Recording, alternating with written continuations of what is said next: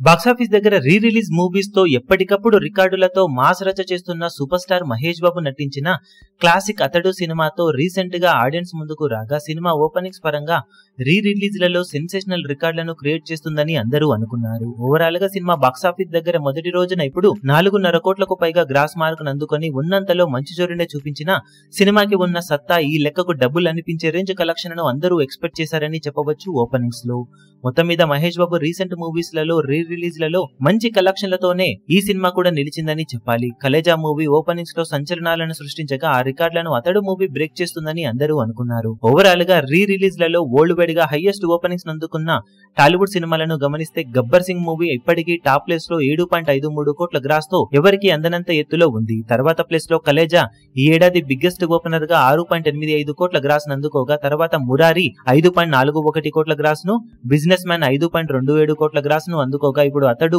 4.5 కోట్లకు పైగా గ్రాస్ ను అందుకుంది. మొత్తం మీద ఎక్కువ సినిమాలతో 4 కోట్లకు పైగా గ్రాస్ ను ఎక్కువ సార్లు అందుకున్న హీరోగా మహేష్ బాబు అల్టిమేట్ రికార్డును నమోదు చేశాడని చెప్పాలి.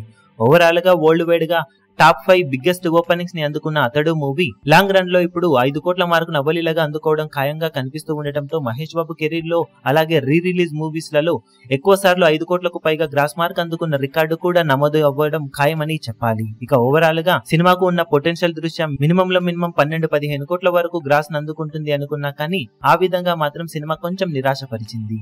ఇక గబ్బర్ సింగ్ నెలకొల్పిన డే 1 హైయెస్ట్ కలెక్షన్ల రికార్డును ఫ్యూచర్ లో ఏ సినిమా బ్రేక్ చేయగలుగుతుందో చూడాలి. ఈ వీడియో మీకు నచ్చినట్లయితే లైక్ చేయండి, షేర్ చేయండి, ఛానల్ ను సబ్స్క్రైబ్ చేయడం మాత్రం మరవకండి. ఏ చిన్న అప్డేట్ ను మిస్ అవ్వకూడదు అనుకుంటే బెల్ ఐకాన్ ను ప్రెస్ చేయండి.